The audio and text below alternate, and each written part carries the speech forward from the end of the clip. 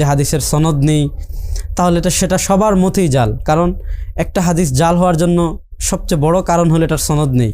শারঈ কষ্টি পাথরে মিলাদ ও কিয়াম একটি তাত্ত্বিক বিশ্লেষণ, লিখেছেন মুফতি মোহাম্মদ উসমান গনি সালেহি হাফিজাহুল্লাহ। উসমান গনি সালেহ হাফিজাহুল্লাহ ওনার কিতাবের 188 নম্বর পৃষ্ঠায় দলিল দুটি উল্লেখ করেছে। দর্শক, যে সাহাবাদের যুগে মিলাদের আলোচনা ছিল, এখানে উনি দুটি হাদিসের কথা উল্লেখ করেছেন।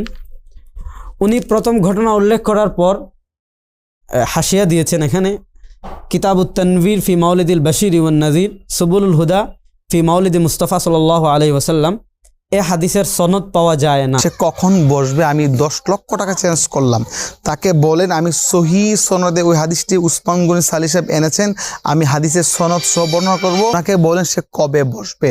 মাওলানা উসমান গনি সালেহ সাহেবের যে হাদিসটা, ওনার কিতাবের যে হাদিসটাকে রেজাউল করিম আপনার জাল বলেছে, আমি এটাকে সহি প্রমাণ করবো, তাকে